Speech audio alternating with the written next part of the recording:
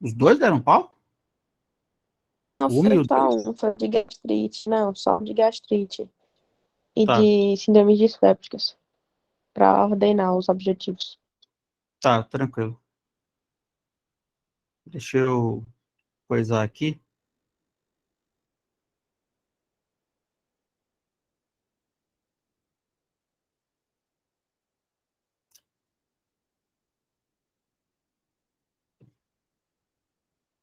Bem, tá todo mundo vendo a minha tela?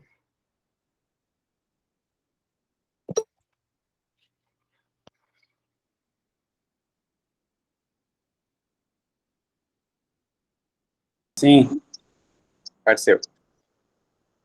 Qualquer coisa durante a aula, é melhor abrir o microfone e falar do que colocar no chat, porque na hora que eu compartilho aqui e coloco em tela única, eu não vejo o chat, tá?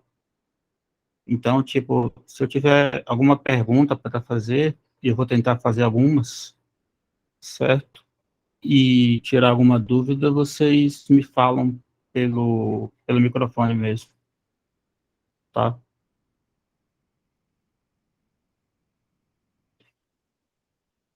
Bem, bora começar?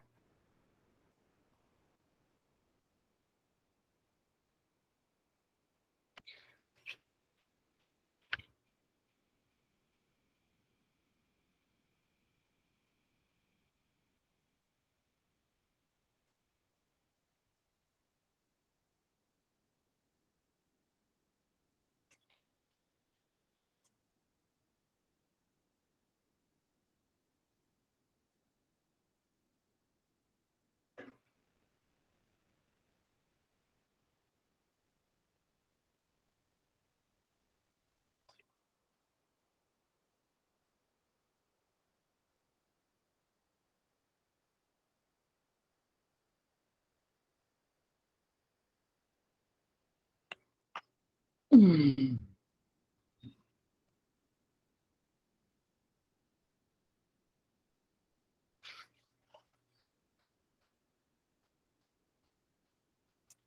Tá todo mundo vendo a minha tela? Sim. Esse é Tá, eu estou marcando aqui de forma que cada conferência dure 50 minutos, tá? Para também não tirar muito o tempo de vocês para a prova de amanhã. Eu já percebi que tem muita gente agoniada lá.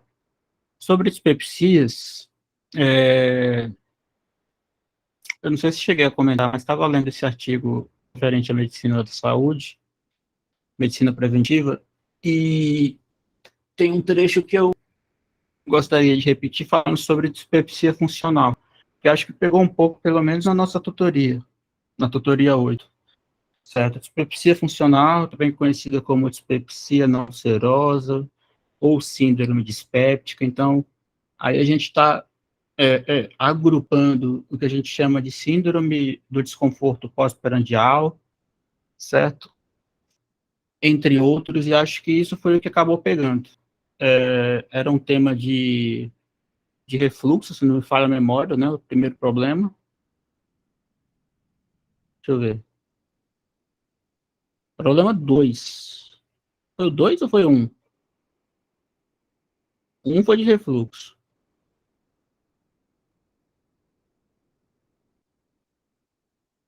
Foi dois. Foi o 2, né? E o imbecil aqui colocou como problema 6 no Magista. Mas, enfim, é basicamente isso que define o que a gente chama de dispepsia funcional, que no final das contas vai puxar pela maior parte dos quadros de dispepsia que a gente encontra no ambulatório, tá? A gente vai ter a dispepsia funcional, a gente vai ter a dispepsia orgânica, certo? Que é a que deveria ser mais explorada pelo fato da gente ter uma etiologia importante a ser considerada, e são diversas as causas. Eu vou me deter a uma bastante importante, causa de dispepsia, talvez uma das mais complicadas, e que eu acho que não foi muito abordada durante a nossa tutoria. Então, dispepsia funcional, você tem um quadro que acomete o trato gastrointestinal superior, certo? Principalmente por alguma alteração da motilidade, seja do esôfago esofagiano inferior, certo? Aquela porção estriada do terço distal do esôfago. Agora, a gente não tem nenhuma doença orgânica detectável, ou seja, endoscopia completamente limpa, certo? Então, se a gente pega o quadro do problema 2, eu estou aqui lendo, a gente tinha um quadro de um cara que tinha plenitude gástrica, aí foi para o tal do Dr. House, ele referia azia ao tomar maracujá, etilismo ocasional, exame físico inocente. Agora, na endoscopia, a gente tinha H. pylori positivo e atipias. Então, como é que a gente vai abordar isso? Na dispepsia funcional, a gente tem um quadro de endoscopia clara, certo? Então, aqui a gente já não enquadra mais o nosso paciente como um quadro de dispepsia funcional, certo? O grande problema que eu vi, pelo menos na minha tutoria, foi que o idiota aqui falou sobre síndrome dispéptica. E, na verdade, síndrome dispéptica acaba entrando... Giovana, boa noite. Acaba entrando no quadro de dispepsia funcional e a gente acaba deixando para lá tudo o que a gente pode procurar e que pode provocar dispepsia no paciente, certo? Que é o que a gente chama de dispepsia orgânica. Então, por exemplo, uma úlcera péptica. Bora tentar pensar de uma forma que a gente poupe tempo para decorar. Aí, dessa forma, a gente ganha tempo para decorar para a prova de farmaco e a gente ganha tempo para poder aprender algumas coisas sem ter que decorar. Péptica, toda vez que vocês lerem a palavra péptica, eu estou falando de HCl, tá? Eu estou falando de acidez. Eu estou falando de um meio com pH mais baixo, certo? Então, úlcera péptica é uma úlcera relacionada a uma alteração da acidez no meio gástrico, mas que pode comprometer tanto o estômago quanto o duodeno. Embora o nome seja péptica, hoje convenciona-se mais chamar de doença ulcerosa péptica, tá? Que embora a alteração primordial seja no estômago, a gente tem uma frequência maior. Boa noite, Arielle. A gente tem uma frequência maior de úlcera no duodeno do que no estômago propriamente dito, ok? Então, basicamente, dispepsia funcional e dispepsia orgânica. Como é que a gente vai organizar isso? Como é que a gente vai conduzir um quadro de dispepsia funcional? Bora resolver logo primeiro esse problema. A maioria dos pacientes, o diagnóstico será clínico, tá certo? Agora, um quadro de dispepsia funcional num paciente com mais de 40 anos ou sinais de alarme, aí a gente aplica a endoscopia. Por que a gente aplica a endoscopia? Para a gente excluir um quadro maligno, certo? Seja um adenocarcinoma de esôfago, seja algum outro claro, como, por exemplo, a estenose péptica, que é uma complicação da doença do refluxo gastroesofágico, certo? Ou algum quadro de dispepsia orgânica que está levado àqueles sintomas. Lembrando que essa faixa etária de 40 anos é um ponto de corte um pouco controverso na literatura. O Seviston traz 40 anos, ou traz 45, se não me falha a memória. O Colégio Americano de Gastroenterologia, ele aplica 60 anos, mas que em países pobres, como é a nossa realidade, pode ser diminuída para 40 a 45 anos. Então, bora ficar com 40 para não complicar muito a cabeça de vocês. Endoscopia, deu algum problema? Que foi o que aconteceu com o paciente lá do problema 2? Deu problema? Dispepsia orgânica. Bora procurar o que está provocando essa dispepsia. Não deu problema nenhum, dispepsia funcional. E aí? Bora passar IBP e ficar tranquilo? Não. A gente tem que avaliar se o paciente tem H. pylori. Porque o H. pylori pode levar a uma gastrite, certo? Inicialmente uma gastrite superficial, que torna-se crônica, afinal de contas, a gente está falando da infecção crônica mais comum no mundo, não há infecção crônica mais comum no mundo em medicina do que H. pylori, embora essa incidência tenha diminuído nos últimos anos. Identificou H. pylori, e a gente vai ver durante a aula como que a gente identificou, trata, certo? Trata. Tem que fazer controle de cura, ou seja, diagnosticou, tratou, faz outro exame, certo? Tratou mesmo? Se não tratou, a gente considera o paciente como paciente refratário, entra com inibidor da bomba de próton, se de repente deu negativo, tenta com antricíclico ou com procinético, tá certo? Alguém perguntou algo? Eu, professor. Manda. É Jéssica. Oi, Qual o Jéssica. intervalo de uma endoscopia para outra, depois que realiza o tratamento para H. pylori? Não, bora lá. Quando a gente fala de diagnóstico de H. pylori, a gente tem três formas de diagnosticar, certo? Se a gente faz a endoscopia e já está lá, arranca um pedaço e manda para a biópsia, tá? Essa seria a primeira forma. Segunda Não, forma... Oi. em relação à repetição, eu fiz a endoscopia, aí diagnosticou com H. pylori, aí tratei. Com quanto tempo eu preciso repetir a endoscopia? Se a gente está falando de dispepsia funcional, a gente não precisa repetir a endoscopia. Certo? E você concorda comigo que um paciente com dispepsia funcional, ele tem endoscopia limpa? Sim, mas no caso dele ter sido diagnosticado com H. pylori? Aí a gente vai usar uma outra forma de diagnóstico de H. pylori sem ter que invadir o paciente com uma nova endoscopia. Certo? Uma vez que a gente identificou, é diferente do paciente que tem úlcera péptica e tem H. pylori. Porque aí a gente tem algo que potencializa a possibilidade de ter uma nova úlcera, de ter um problema na cicatrização de úlcera, recidiva, enfim, já muda completamente o nosso manejo. Mas aqui, ou a gente faz o teste respiratório da urease, o TRU, certo? Ou a sorologia. Agora, num paciente que você identificou H. pylori, tratou, e você quer saber se o paciente está tratado, a gente só tem uma possibilidade, que é o teste respiratório da urease, certo? A sorologia não deve ser utilizada para controle de cura, apenas para diagnóstico inicial. Então, se eu quero saber se o cara realmente se livrou do H. pylori, usando o esquema triplo clássico por 14 dias, claritromicina, amoxicilina e omeprazol, eu vou usar o teste respiratório da urease. Tá? A endoscopia está limpa, não preciso invadir o paciente com outra endoscopia.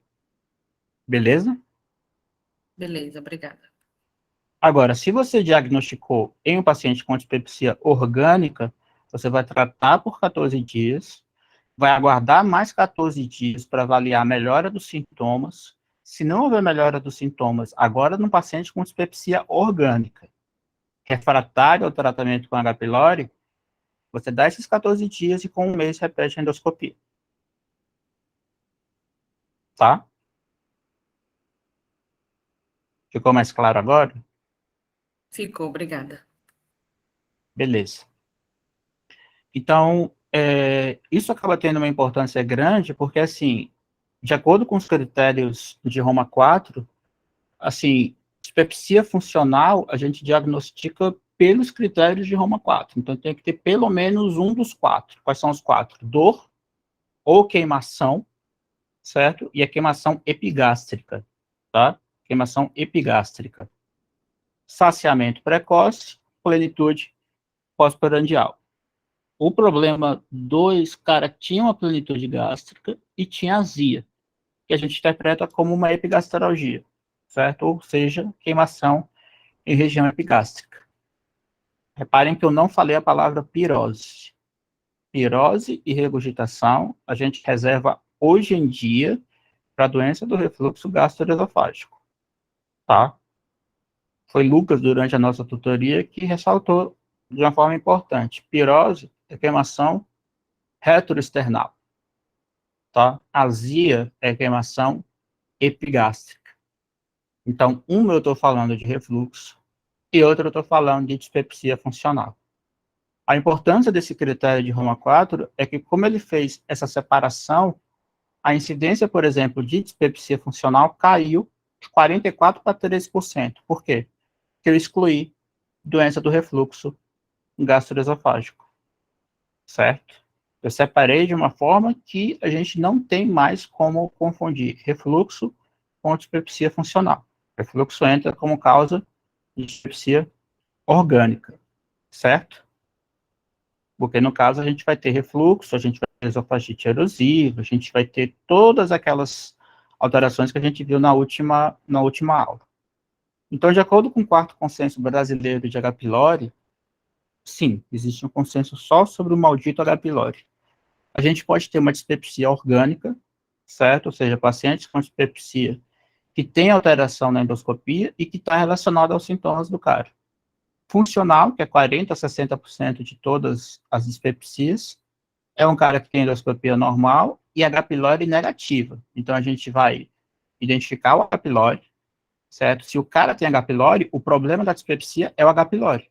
O paciente tem uma gastrite por H. pylori, que é a gastrite mais comum que a gente encontra.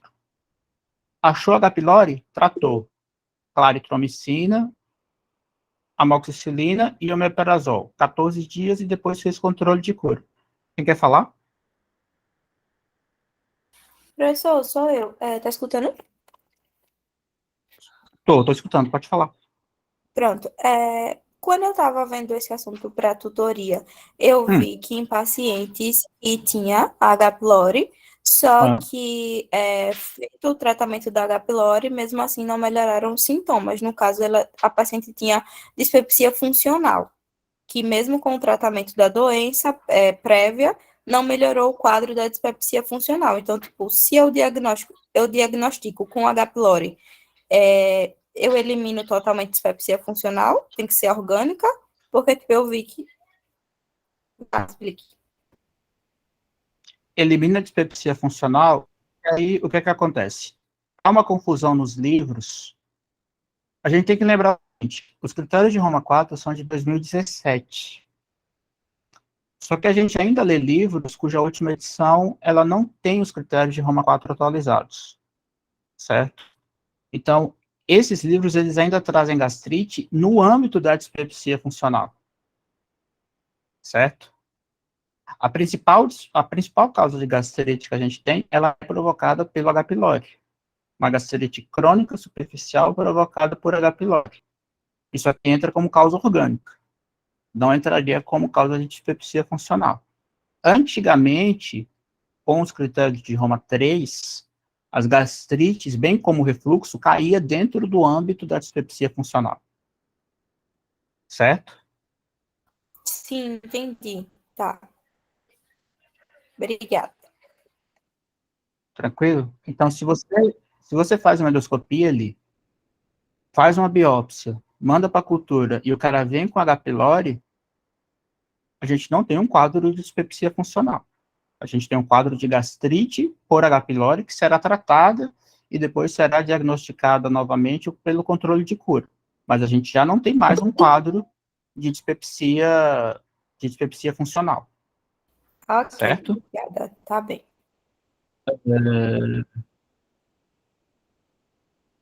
Então, bora logo retomar aqui para poder alinhar bem essa nossa parte. Quais são os objetivos daquele problema que são mais importantes para a prova? Então, bora lá. Identificar a epidemiologia e fatores de riscos das principais doenças dispépticas do tubo digestivo, certo?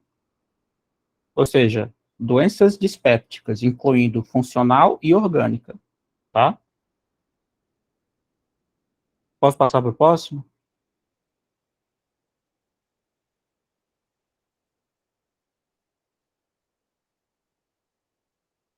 Vou passar.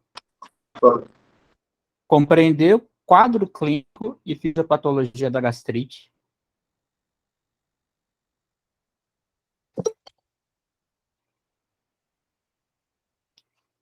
Vejam só que eu estou colocando quadro clínico e fisiopatologia da gastrite. Eu não estou colocando etiologia. Tá? Até porque a gente tem um monte de etiologia de gastrite e a gente só tem realmente duas muito relevantes. Que é a gastrite por H. pylori, que é a mais comum que a gente encontra, e a gastrite autoimune, certo? Que, enfim, não tem muita relevância. Todas as outras, elas acabam ganhando um papel mais de coadjuvante nessa história. Quadro clínico e fisiopatologia, tá? Próximo objetivo, 3. Principais recursos diagnósticos para as doenças dispépticas e diagnóstico diferencial.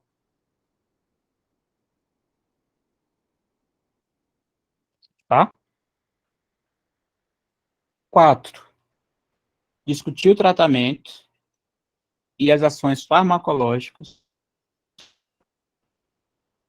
dos agentes procinéticos, antiácidos e IBP. Ok? E último, conhecer epidemiologia, fatores de risco, quadro clínico, diagnóstico e tratamento para adenocarcinoma gástrico. Lembra que o cara tinha atipia?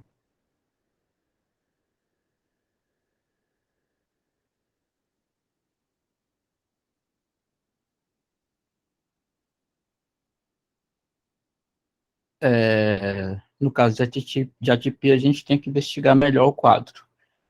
Antes de cada tutoria, antes de cada fechamento, eu sempre me reúno com os outros tutores. Agora a gente tem 2 novas tutoras, espero que vocês tenham tido uma boa experiência inicial ontem com elas, certo? Para sempre discutir o problema anterior. Então, eu propus algumas alterações no texto, que realmente é um texto um pouquinho chato e dá para ser aprimorado, de modo que a gente não tenha mais problemas em termos de interpretação. Tá? Agora, isso será feito para o próximo módulo. Para não ficar copiando, colar todos os objetivos todo ano, a gente faz isso. Tranquilo?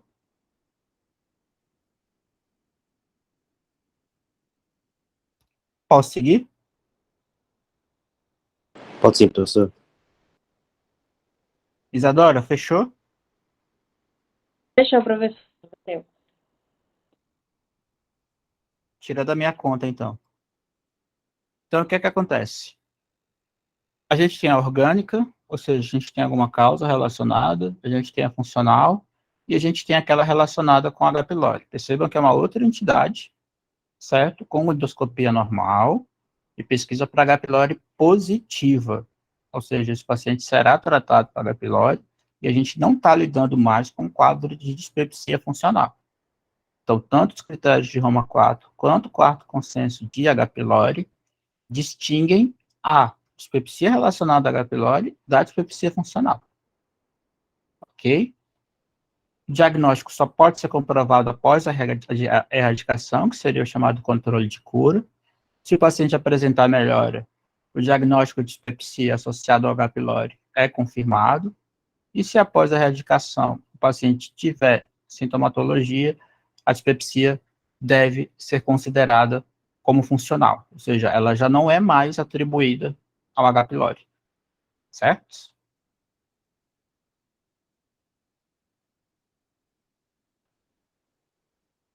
Diagnóstico da dispepsia funcional. Aí a gente vai para ele, certo? A gente vai para onde? Alguém aqui conhece? Coliseu, Lindo, o que mais que tem lá? Tem o Papa, você vai no Vaticano no domingo para conhecer o Papa Francisco. Eu conheci o outro, conheci o Bento, era Bento XVI, o que pediu renúncia. Lacônica, um lugar legal para poder ir à noite, e aí você tem que lembrar de chamar os nossos queridos critérios de Roma 4. O Roma 3, que tinha antes, era um livro, certo? Era um livro que a gente acabava resumindo em algumas tabelas. Os critérios de Roma 4, eu não sei se alguém tem essa informação, eles foram publicados pela Fundação Roma em 2017, eram 2 volumes e mais 5 livros adicionais. Ou seja, eu estou falando de pelo menos 7 livros.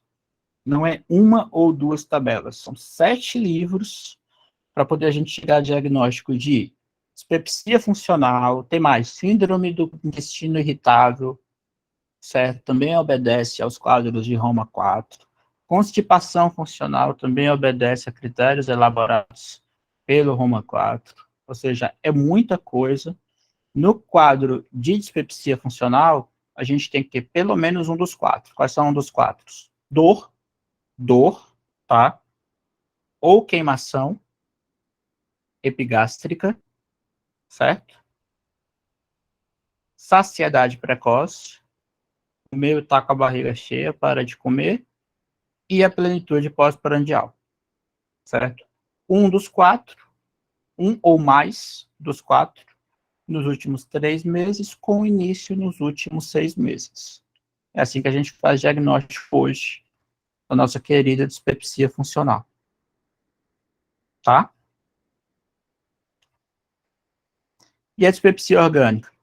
Doença do refluxo acaba sendo uma causa importante. Doença ulcerosa péptica, sobre a qual a gente vai falar.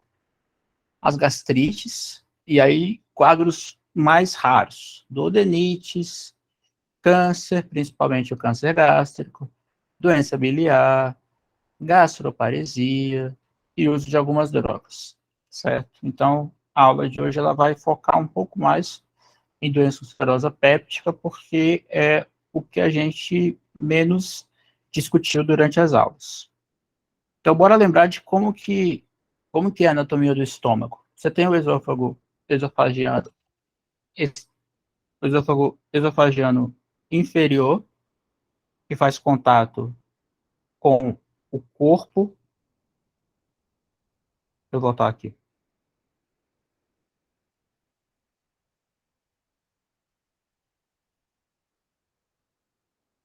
A gente tem o esôfago esofagiano inferior, que vai fazer contato inicialmente com a cárdia, a válvula cárdia, que vai levar o alimento para o fundo, depois para o corpo, depois para o antro gástrico e para o piloro já na sua transição com o duodeno, certo? Olha o maldito aí. Bacilo gram-negativo, infecção crônica mais comum no mundo. Sua incidência tem diminuído recentemente, mas a gente acredita que pelo menos 30% a 50% dos adultos tenha H. pylori detectável no estômago, certo?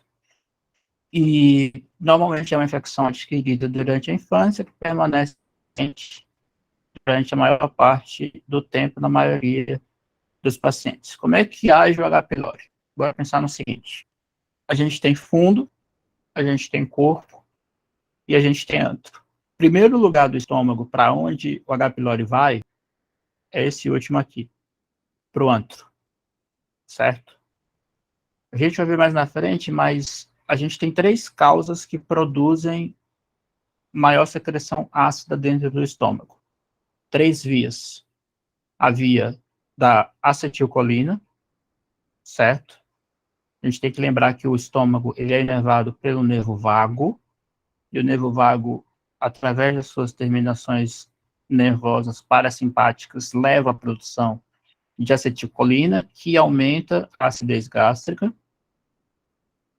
A histamina, por isso que a gente usa inibidor do receptor H2 da histamina para poder tratar alguns quadros de gastrite, como, por exemplo, ranitidina, cimetidina. São quadros, são medicamentos menos eficazes do que os inibidores da bomba de prótons. E, por último, a gastrina.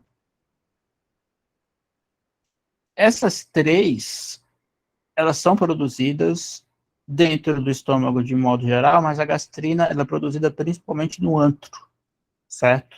Ou seja, na porção mais distal do estômago, que é exatamente aonde vai o H. pylori a princípio. Só que do lado, dentro do antro, do lado das células G, que são as células produtoras de gastrina, a gente tem as células D, que produzem a somatostatina. O que é que o H. pylori faz? Primeiro, o H. pylori, ele inibe a produção da somatostatina, e a somatostatina tem um feedback com as células H. Então, uma somatostatina baixa provoca um aumento na produção de gastrina. Esse aumento na produção de gastrina leva a um quadro de hipercloridria. Inicialmente, esse é o problema que a H. pylori nos traz. Só que com o tempo, a H. pylori torna-se uma infecção crônica, ele sai do antro, ele começa a voltar mais proximamente para pegar fundo e corpo gástrico, infecta tudo, e aí você vai ter um quadro de uma gastrite crônica, já um quadro de gastrite crônica, um pangastrite crônica, porque eu vou pegar o estômago todo, e com o tempo eu vou pegar tanta mucosa do estômago que eu já não vou mais produzir tanto HCl como antes. Então eu vou ter um quadro de hipocloridria, uma baixa de HCl.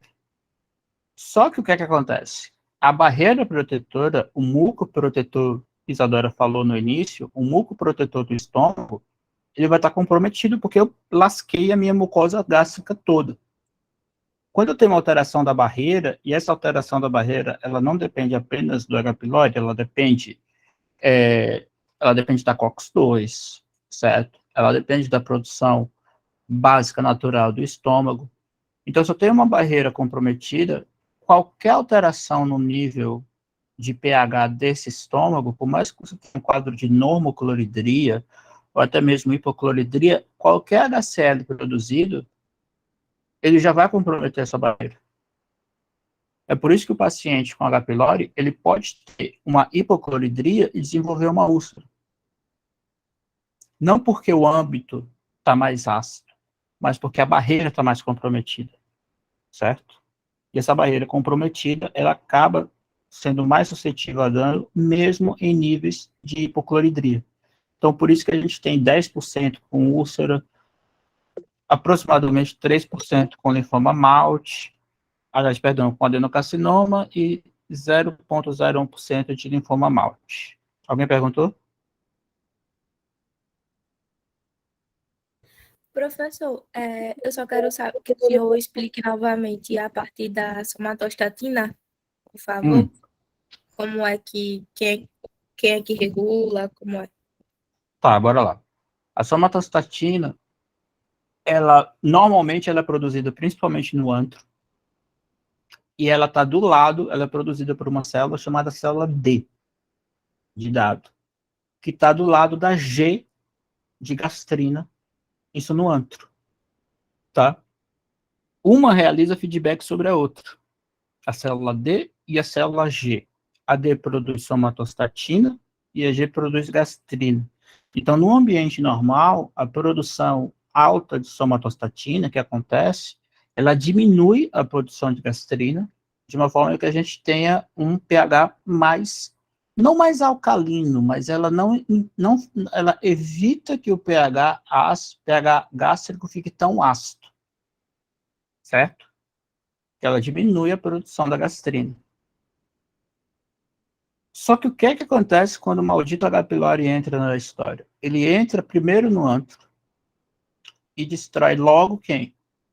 Logo as células de dado. Então a gente tem uma inibição, uma diminuição na produção de somatostatina, e como a gente não tem mais esse feedback, a gastrina aumenta.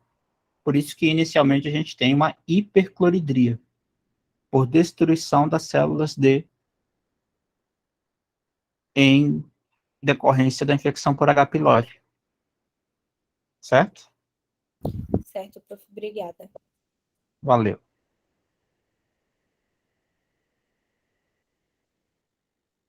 Então, daí a gente tem o nosso problema, certo?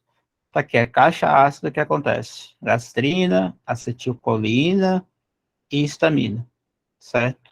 A gastrina é produzida pelas células G, lá no antro, certo? Acetilcolina pela inervação do nervo vago, ativação parasimpática, e a histamina no estômago como um todo, certo? Produzida pelas células SCL. Isso tudo é produzido pelas células parietais. Então, quando a gente tem, por exemplo, uma gastrite autoimune, que é a segunda gastrite mais comum, a gente tem o desenvolvimento de um anticorpo chamado anticorpo antiparietal. Então, a gente tem uma gastrite com anticorpo que vai agir contra as células parietais, certo? Então, a gente vai ter uma diminuição na produção dessa produção ácida no estômago. Agora, a gente vai ter comprometimento na barreira mucosa gástrica. E aí o paciente vai referir uma dispepsia secundária a uma gastrite autoimune, tá? Mas retomando o H. pylori, o diagnóstico ele pode ser endoscópico, ele pode ser através do teste respiratório da urease. Urease é uma enzima produzida pelo H. pylori. E, curiosamente, é uma enzima que alcaliniza o meio. Então, a urease ela tende a deixar o pH mais alcalino. E ela é produzida pelo H. pylori, mesmo quando o H. pylori está infectando. Só que, assim, diante de todo esse quadro de destruição da barreira, certo?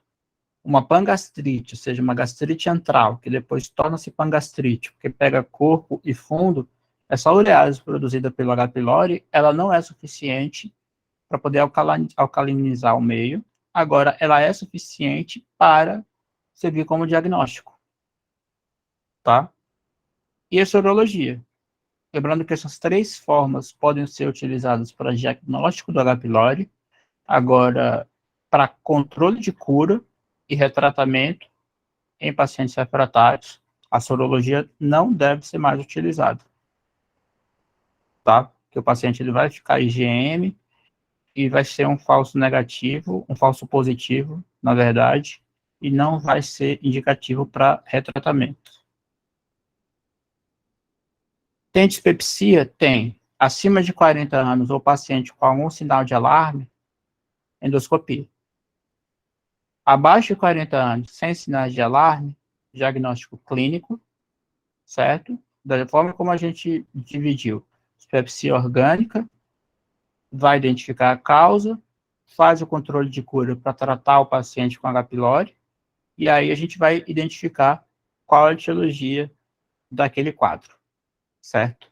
Partindo do princípio que pode ser uma úlcera péptica, aí a gente vai identificar um paciente com dispepsia, que tem uma epigastralgia que melhora ou piora com a alimentação, e aí a gente já vai ter um indício de como a gente pode identificar uma úlcera duodenal e uma úlcera gástrica, certo? Uma úlcera gástrica, dentro da primeira endoscopia, ela automaticamente exige uma biópsia, porque câncer gástrico, ele pode se apresentar como uma úlcera, então tem que fazer biópsia para poder ver se tem algum sinal de displasia grave. E na úlcera duodenal, tem que fazer biópsia? Não necessariamente, porque o desenvolvimento de câncer no duodeno é muito mais raro. Agora, câncer gástrico, a gente está falando da terceira causa mais comum de câncer, principalmente entre homens, no mundo ocidental. Tá? Então, nesse caso, úlcera gástrica, viu na primeira endoscopia, já faz biópsia para avaliar se há um quadro de adenocarcinoma gástrico ou não. Eu sempre falo que uma das formas mais interessantes de se estudar é estudando por prova de residência médica. E tem alguns temas que acabam caindo muito e que são importantes da gente gravar de uma forma que a gente acabe aprendendo um pouco mais. Então, por exemplo, a úlcera gástrica, a gente vai ver mais na frente, a gente tem 4 tipos, sendo que a mais frequente, que é localizada na pequena curvatura gástrica, principalmente pequena curvatura gástrica baixa, que é tipo 1, ela está associada à hipocloridria. Então, eu não preciso ter uma hipercloridria para poder levar ao aparecimento de úlcera. Só que aqui a barreira gástrica está toda lascada. Então, só isso já vai levar ao aparecimento da úlcera. A úlcera duodenal, ela é mais prevalente do que a úlcera gástrica. Ela pode pegar a parede anterior do duodeno, aí no caso a gente vai ter uma maior possibilidade de perfuração, e pode pegar a parede posterior do duodeno, aí a gente vai ter uma maior possibilidade de sangramento. A gente está falando, provavelmente, da principal causa de hemorragia digestiva alta, descartado quadro de úlcera varicosa, certo? Em pacientes com varizes de esôfago. Descartou varizes de esôfago, isso tem na última edição do Sebston, descartou varizes de esôfago, por exemplo, secundárias a um quadro de megaesôfago por Chagas, ou por hipertensão portal, certo? Descartou varizes de esôfago é a principal causa de hemorragia digestiva alta, tá? Úlcera duodenal na parede posterior. O termo úlcera penetrante ou telebrante é uma úlcera tamponada por algum tipo de tecido, certo? Então, a gente vai ter 4 tipos de úlcera, sendo tipo 1, a mais comum. Tipo 2 e 3, elas estão associadas com hipercloridria. Também associada com hipercloridria, a gente tem a úlcera duodenal. A úlcera duodenal sempre vai ter hipercloridria. E a úlcera 4, que também é associada com hipocloridria. A tipo 1 pega a pequena curvatura gástrica, eu acho que tem aqui.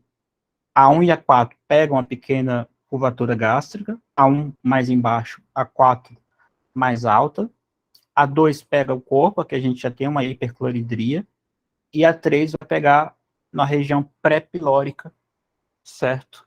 Também associada com uma hipercloridria. Lembrando que a produção de gastrina, ela está no antro, certo? A produção de acetilcolina depende do nervo vago. Essas são as 2 principais formas de produção ácida. Aqui é uma forma endoscópica da gente fazer uma clipagem de um sangramento de uma úlcera gástrica, certo? Alguns pacientes podem apresentar até um quadro de anemia ferropriva. Opa, pode falar.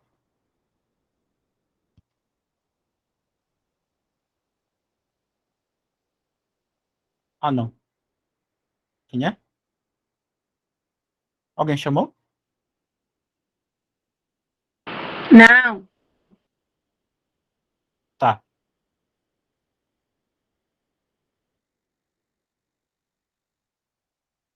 Então, retomando.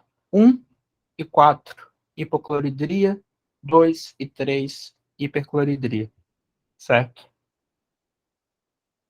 Aqui o tratamento com clipagem endoscópica de uma úlcera sangrante.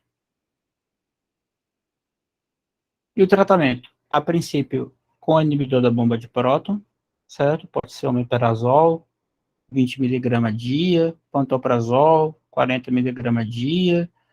A gente vai ter que avaliar se o paciente usa algum tipo de anti-inflamatório, porque o uso de AINE vai inativar a COX-1, e a COX-1 ela é importante na produção de muco, que vai servir como barreira gástrica, certo? E a gente tem que identificar se o paciente tem H. pylori ou não, tá? Tem um ditado que tem no Saveston, no AINE, no H. pylori, no ulcer. Ou seja, tratou H. pylori, tratou AINE, você está tratando os 2 principais fatores de risco para o desenvolvimento da úlcera, certo? Tratamento no Brasil com H. pylori, claritromicina, amoxicilina e omeprazol, que é o mais fácil de achar no posto. Antigamente era por 7 dias, hoje é por 14 dias, certo? Sempre em terapia tripla. Isso na farmácia já vem até combinado, tudo bonitinho para facilitar a vida do paciente. Então, se livrou do H. pylori, se livrou do AINE, se livrou da possibilidade de úlcera. Agora, como é que a gente vai controlar isso aqui? A 1 e a 4, elas têm hipocloridria. A 2 e a 3, elas têm hipercloridria. Se o paciente tem úlcera, se o paciente respondeu a IBP, beleza. Se ele não respondeu a IBP, a gente vai ter que pensar em cirurgia, certo? A gente vai ter que pensar em cirurgia. Como é que a gente vai abordar? Bora tentar pensar de uma forma sem decorar. Se a gente tem uma hipercloridria, ou seja, a principal úlcera é a úlcera duodenal, certo? Que tem hipercloridria. Úlcera gástrica tipo 2 e 3 também tem hipercloridria. A gente tem 3 vias que produzem ácido dentro do estômago: gastrina, acetilcolina e histamina. As duas principais, gastrina e acetilcolina. Como é que a gente vai se livrar da acetilcolina? Ela é produzida por quem? Pelo vago. A gastrina é produzida pelo antro. Então, bora lembrar disso. Gastrina é produzida pelo antro, acetilcolina pelo nervo vago. Como é que a gente vai eliminar essa hipercloridria? Primeiro, no âmbito da acetilcolina, o que é que a gente vai fazer? Eliminar o nervo vago que está produzindo essa acetilcolina, certo? Então, a gente vai fazer uma vagotomia. A gente vai tirar o nervo vago da história para baixar o pH do estômago e evitar uma recidiva daquela úlcera que a gente está tratando.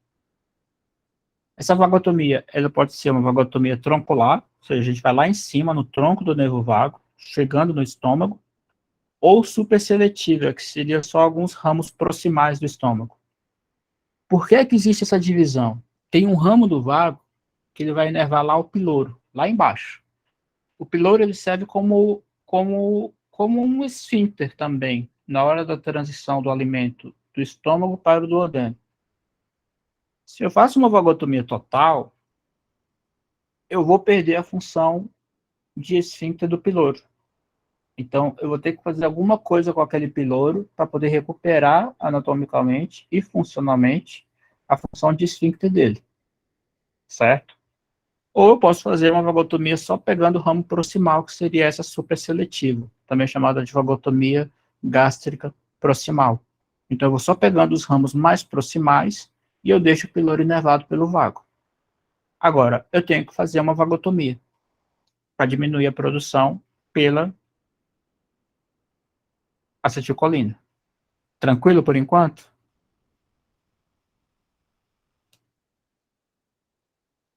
Só que eu tenho que me livrar também da gastrina.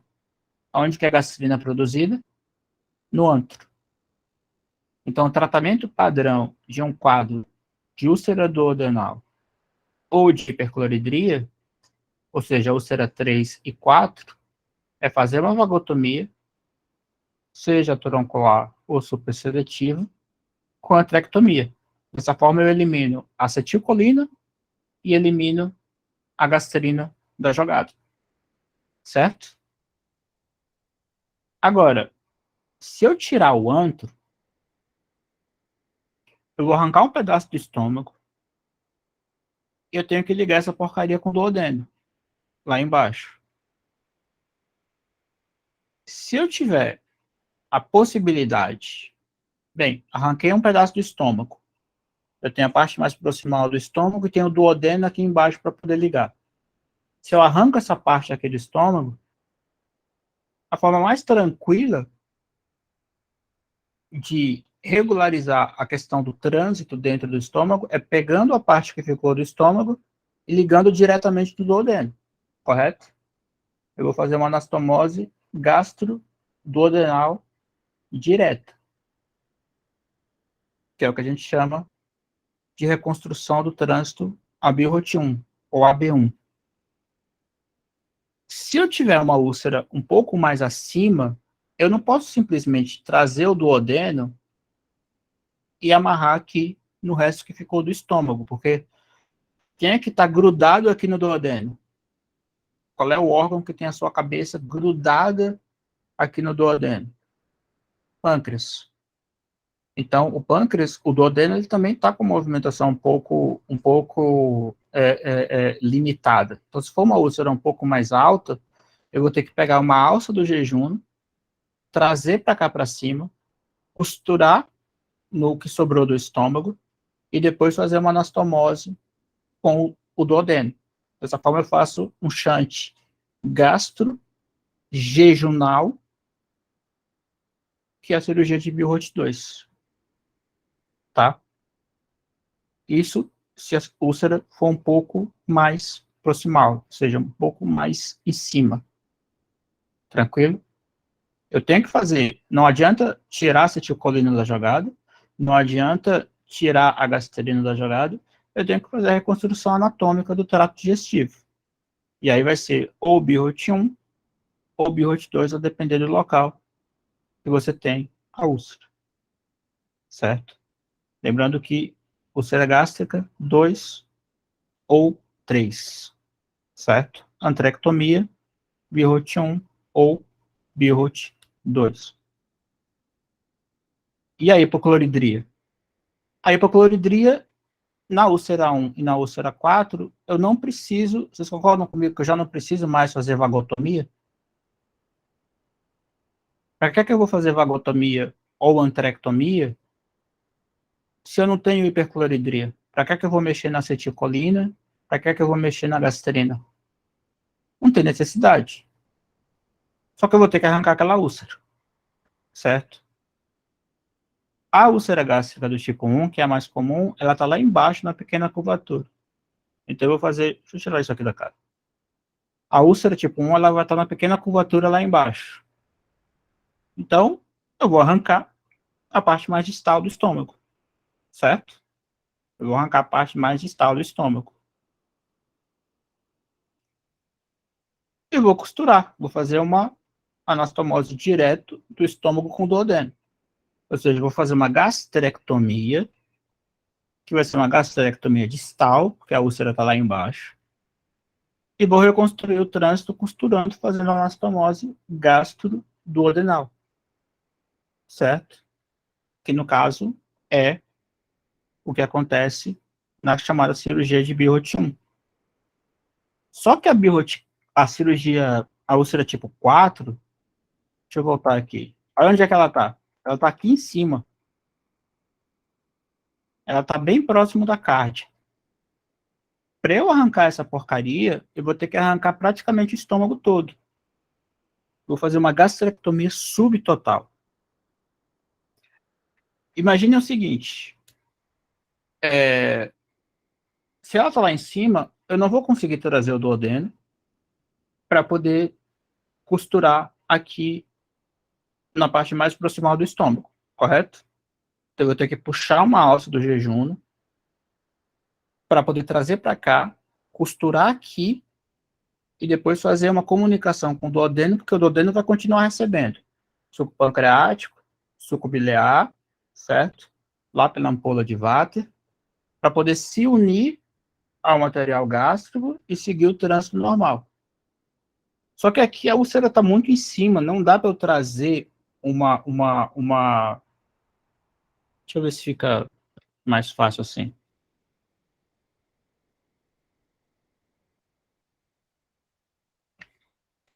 Isso aqui não precisa decorar, é só uma questão de entender mais ou menos como que funciona isso aqui. Então, se eu fizer, por exemplo, deixa eu ver aqui.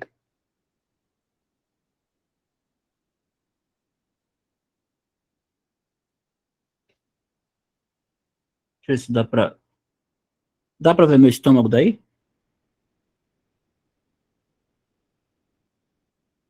Deixa eu melhorar aqui.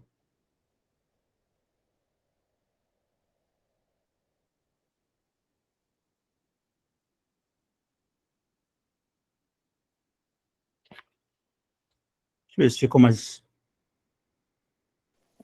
bonitinho ali. Pronto. Então, se eu tenho a úlcera tipo 1 aqui embaixo e eu tenho a tipo 4 aqui em cima, quais são as duas opções que eu vou fazer? Eu vou, por exemplo, arrancar um pedaço mais distal do estômago, certo? Vou colocar de vermelho aqui. Arranquei a parte onde estava a úlcera do tipo 1. E agora o que é que eu vou fazer? Eu vou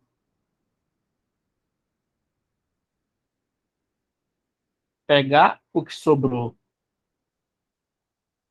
do estômago, tá? Vou trazer e vou suturar, fazendo uma gastrectomia, uma gastroduodenostomia. Essa é a Biorut 1, tá? Biorut 1. Se a úlcera estiver mais alta,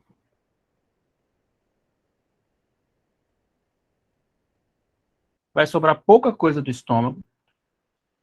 Vou fazer assim.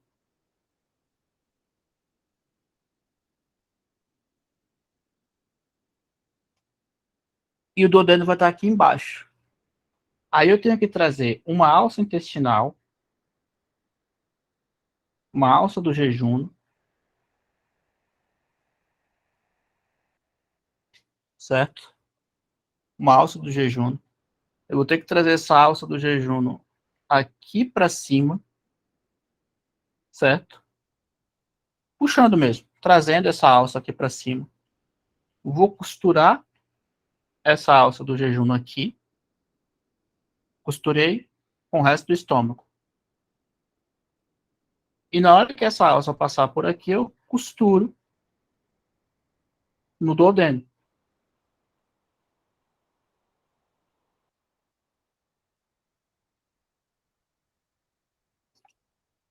Aqui. Certo? Como eu vou receber o material do duodeno,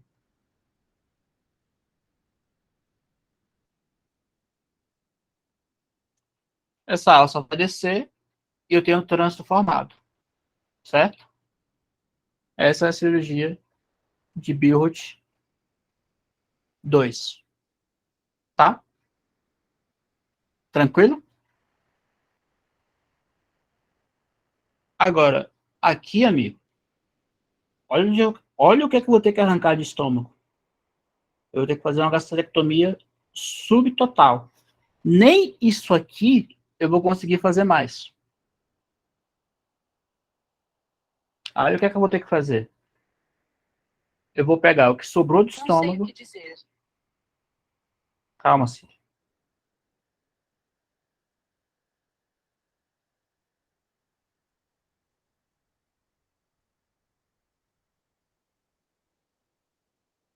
O que sobrou do estômago e eu tenho duodeno. Eu vou ter que literalmente arrancar uma alça do jejum.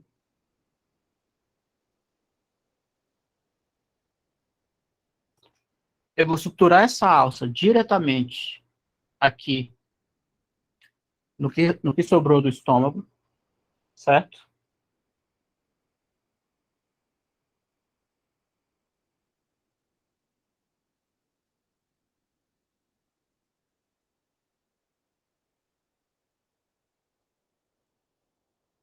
Suturei no que sobrou do estômago, só que depois eu vou ter que pegar o que sobrou do duodeno, certo?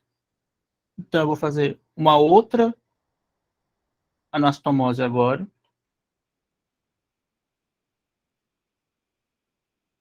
Para pegar o que sobrou do duodeno. Então eu peguei estômago por cima, peguei estômago por baixo, fechei e desci.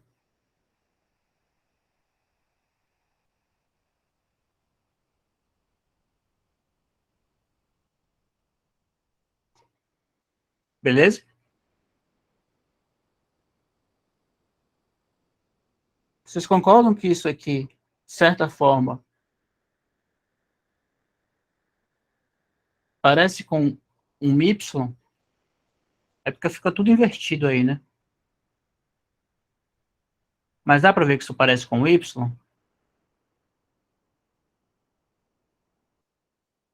Bem, isso é o que chama de reconstrução AY de Roux.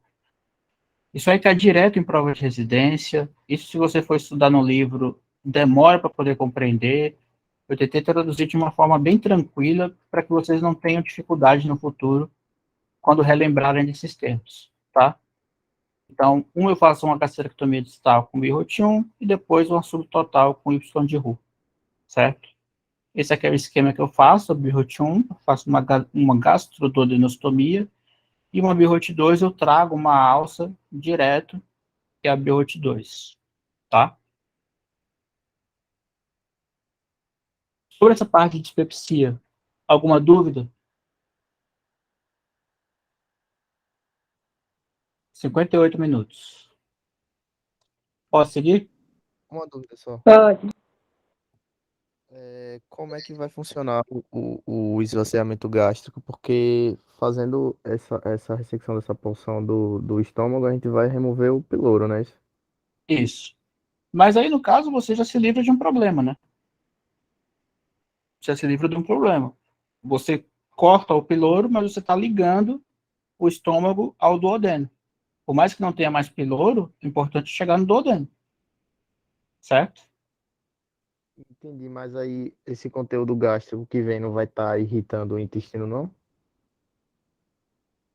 Não, não necessariamente. Porque, primeiro, eu já vou ter uma condição de hipocloridria. Lembra disso? Eu não vou ter mais secreção ácida para poder irritar o estômago. E eu estou refazendo o trânsito de uma forma que o alimento siga direto.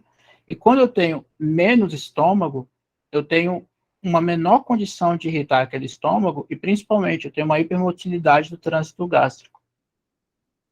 Se eu tenho menos estômago, menos tempo a comida vai ficar em contato com o estômago. Então, não é tempo suficiente para irritar aquela mucosa. Certo? Entendi. Obrigado. Beleza? Constipação e obstipação. O que é constipação intestinal? Bem, primeiro, existem várias definições. Bora tentar abordar um pouco esse tema de uma forma que não fique cansativa para vocês, mas que a gente possa também elevar um pouco o nível das nossas aulas, trazendo alguns temas mais relevantes. Menos de 3 vezes por semana, tá? O hábito intestinal usual de um homem adulto no mundo ocidental, ele varia, na verdade, entre até 3 vezes por semana ou uma vez por semana, certo? Isso é tido como normal. Se você não defecou hoje, não precisa ficar preocupado. Se você não defecar amanhã, também não precisa necessariamente ficar preocupado. São classificações diferentes, mas o consenso para você definir constipação seria menos de 3 vezes por semana. É uma história individual, tem componente psicossocial envolvido, tem muito paciente com constipação que tem TOC, transtorno obsessivo compulsivo, ou seja, o cara quer porque quer defecar todo dia, ele tem que entender, tem que aprender que isso é normal, faz parte da vida, tenha paciência, mas que afeta 15% da população geral, tem muita gente na infância acometido com constipação, mas em idosos esse risco aumenta, sendo superior a 30%. É mais comum em mulheres, principalmente pacientes sedentários, uma baixa ingesta hídrica, com pouca fibra e hipocalórica, certo? Então, quando a sua avó pedia para você comer feijão para poder defecar melhor, é porque realmente você tem mais fibra, você tem um bolo alimentar mais constituído, você consegue defecar mais de uma forma tranquila. Se você bebe mais, né, Anne? Anne está por aí? Se você bebe mais água, é óbvio que você vai defecar mais. Se você não bebe água, tenha paciência. Se você não está defecando e não bebe água, já sabe por quê. E quando for defecar, vai trazer problema, certo? Vai sair mais duro, vai ter dor, vai ter desconforto, vai ter que fazer manobra manual para poder auxiliar na hora do bolo alimentar sair, do bolo fecal sair. E a gente está falando de um problema, só de uso de laxante nos Estados Unidos, é 820 milhões por ano que nego gasta comprando lactopurga. Então, assim, bora diagnosticar melhor, para poder tratar melhor e evitar essa epidemia de lactopurga que tem por aí. Tá? O que pode trazer? Maior esforço na hora de defecar, lógico, o cara não bebe água, o bolo fecal não vai sair tão fácil. Evacuação incompleta, você pode ter tenesmo, que é aquele incômodo retal associado à sensação de que você tem mais para poder evacuar. incontinência fecal, que pode ter caráter funcional, ou seja, você acaba não defecando, não defecando, não defecando, uma hora ou outra aquilo vai sair, e nem sempre vai sair com aviso prévio. Pode sair de uma hora para outra e você pode ter um quadro de incontinência, tá? Ou hemorragia. Se você tem um bolo alimentar um bolo fecal muito acumulado no reto sigmoide, principalmente já na transição com o ânus ou no retal, você vai ter um acúmulo de bolo alimentar que vai distender a região ano-retal e você vai acabar diminuindo a sensibilidade dessa região. Se diminui a sensibilidade, o alimento, quando bate aqui, o material fecal, o bolo fecal, quando bater aqui, ele pode bater já causando algum tipo de lesão. Então, você pode ter uma fissura anal causando hemorragia em um paciente com constipação. Por isso que constipação, seja em ambiente clínico, ambulatorial ou cirúrgico, ele precisa no exame físico, obrigatoriamente, mandatoriamente, precisa de um exame físico na região perianal, e isso é feito com toque retal. Então, constipação precisa de toque retal, seja no PIESF, seja em âmbito de ambulatório, seja em enfermaria cirúrgica, seja em enfermaria clínica, você precisa fazer um toque retal para evitar qualquer diagnóstico errôneo, certo? Pode ter dor abdominal? Pode. Pode ter distensão abdominal? Pode. Eu coloquei os dois em vermelho porque a gente vai falar desses dois mais na frente, certo?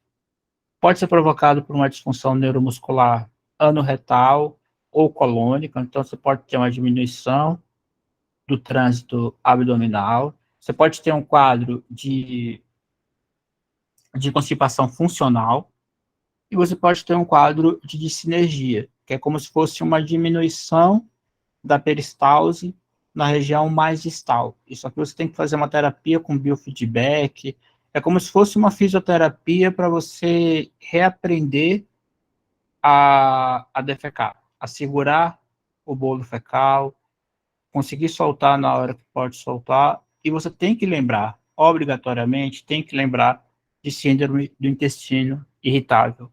Síndrome do intestino irritável você tem no âmbito da diarreia e tem no âmbito da constipação, certo? Ela vai causar uma alteração no hábito intestinal, que pode ser tanto para o lado da diarreia, tanto para o lado da constipação, tá? Às vezes a gente associa intestino irritável apenas com diarreia, mas ela pode frequentemente vir com quadro de constipação. A causa mais comum e mais prevalente de constipação é a constipação funcional, né? Da mesma forma como acontece em dispepsia. E como é que a gente vai fazer o diagnóstico de constipação funcional? De novo, critérios de Roma 4. Entendeu que essa porcaria tem 7 livros? Inclusive, síndrome do intestino irritável é diagnosticada por quem? Critérios de Roma 4. Então, constipação intestinal, você tem que ter pelo menos 2 ou mais dos seguintes, certo? Esforço na hora de defecar, material fecal de aspecto grumoso ou duro, evacuação incompleta, obstrução ou bloqueio no retal, manobra manual, quem é que nunca foi lá, estava difícil, colocou a mão, começou a fazer uma palpação mais profunda para ver se forçava o negócio, e uma frequência inferior a 3 vezes por semana, certo? Pelo menos isso aqui. Pelo menos isso aqui. Síndrome do intestino irritável, no âmbito da constipação, ela também está relacionada e diagnosticada pelos critérios de Roma 4. Interessante ressaltar o seguinte, na síndrome do intestino irritável, você tem que ter mais de 25% das fezes Bristol 1 ou 2 e menos de 25% Bristol 6 ou 7. O que é Bristol? É literalmente uma escala de merda. É uma escala que vai de 1 a 7, desde o cocô mais duro e ressecado até o cocô mais pastoso e líquido, certo? Então eu tenho que ter menos de 25% dessas de cima e mais de 25%, perdão, mais de 25% dessas de cima e menos de 25% dessas de baixo, certo? Então, eu tenho que ter uma tendência a ter mais cocô mole do que cocô duro, certo? Essa é a escala de Bristol, a gente falou ontem durante a tutoria, é realmente uma escala de bosta que a gente tem que avaliar. Causas secundárias, função metabólica, hipercalcemia pode acontecer, hipotireoidismo, frequentemente vem com constipação intestinal, paciente grávida, certo? Frequentemente vai ter constipação intestinal. Neurológico, principalmente Parkinson e Chagas, então a gente tem que ver as áreas onde a gente tem mais Chagas. Eu fiquei sabendo ontem que a região de Glória tem mais Chagas aqui em Sergipe, Bahia tem muitas Chagas, Minas tem muitas Chagas, distúrbios coloretais, principalmente câncer, proctite, a gente viu ontem sobre retocolite ulcerativa, então a gente tem pacientes com retocolite ulcerativa que evoluem apenas com um quadro de proctite, retocélia, que é uma alteração anatômica, e drogas, principalmente opioides, como eu falei anteriormente, dá até para você titular a droga a depender do quadro de constipação no paciente usuário de morfina, bloqueador de canal de cálcio, como antihipertensivo, alguns antipsicóticos também, e alguns antidepressivos. Fez anamnese, história pessoal, sinais de alarme, hemorragia retal, e aí conta a pesquisa por sangue oculto nas fezes também, diminuição de peso, síndrome de oclusão intestinal, que a gente vai falar mais na frente, início recente, prolapso retal ou alteração no formato fecal e idade superior a 50 anos.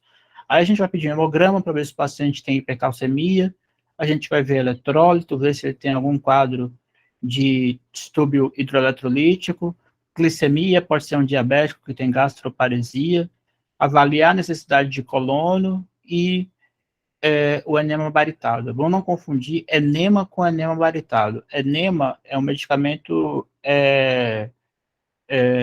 como é o nome que a gente chama popularmente?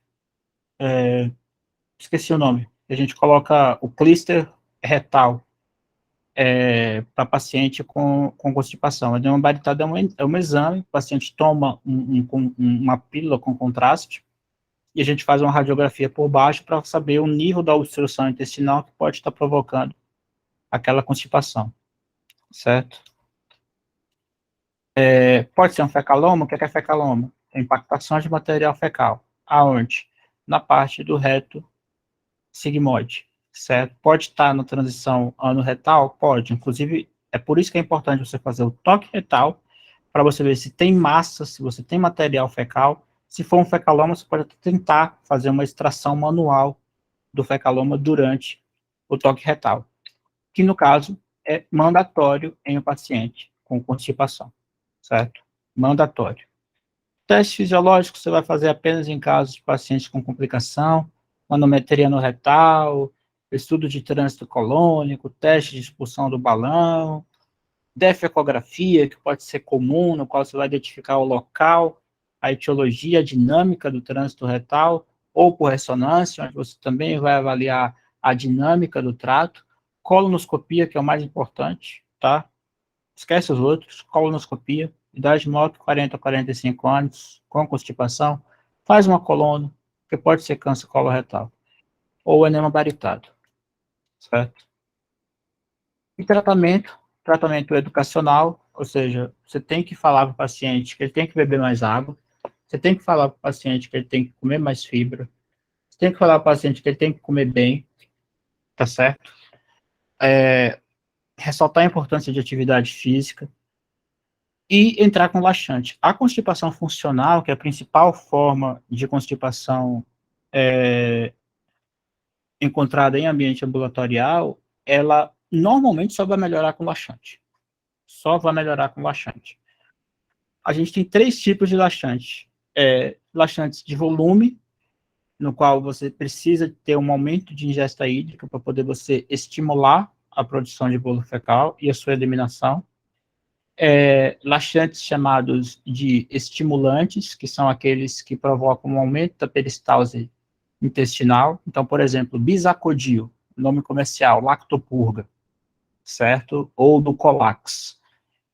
Vai aumentar a peristalse e vai eliminar o que o paciente tem para dentro, certo?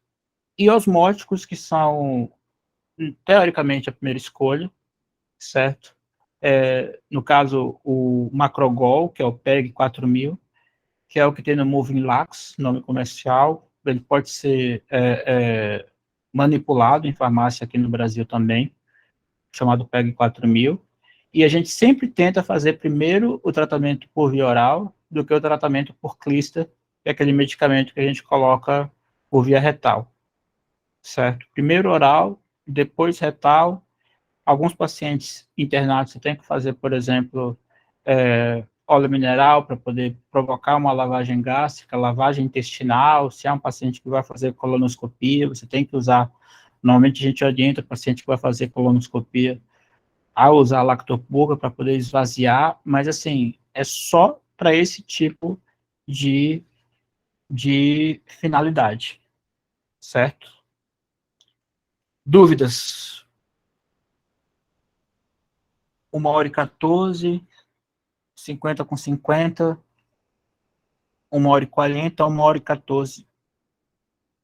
Como é que vocês estão? Dúvidas, perguntas?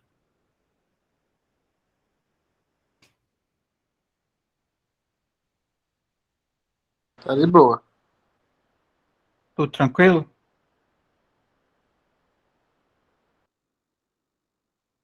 Podemos encerrar, então?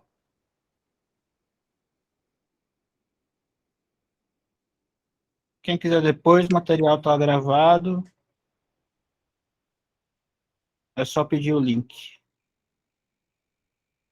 Ah, tem que parar primeiro.